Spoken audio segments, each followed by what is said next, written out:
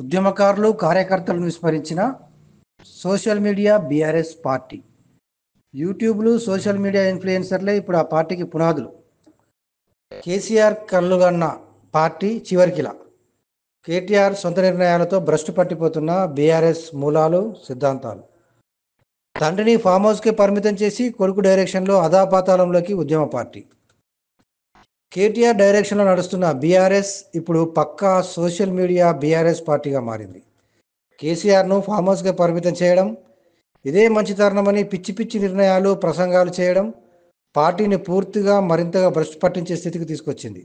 ఇదంతా ఒక ఎత్తు అయితే ఇప్పుడు ఆ పార్టీ స్టాండ్, సిద్ధాంతాలు పూర్తిగా మారాయి. ఒకప్పుడు అది ఉద్యమ పార్టీ, ఇకపై మాది పక్తు రాజకీయ పార్టీనని ఆనాడే కేసీఆర్ ప్రకటించి ఉన్నాడు. ఇప్పుడు కేటీఆర్ దాన్ని మరింత అధాపాతాళంలోకి తీసుకుపోతున్నాడు. ఉద్యమకారులను, కార్యకర్తలను పట్టించుకోకుండా ఆ పార్టీ మరింత భ్రష్టు పట్టింది ఇప్పటి వరకు. ఇప్పుడు కేటీఆర్ దాన్ని మరింతగా దిగజారుస్తున్నాడు కూడా. కేవలం సోషల్ మీడియా మీదే ఆధారపడ్డాడు. అదే మళ్ళీ తనకు అధికారం కట్టబెడుతుందని పగటి కలలు కంటున్నాడు. ఓడిపోగానే అన్నాడు కదా, మేము 300 యూట్యూబ్ ఛానళ్ళు పెట్టి ఉంటే బాగుండేదని. ఇప్పుడు అదే చేస్తున్నాడు. కోట్లు వెచ్చిస్తున్నాడు.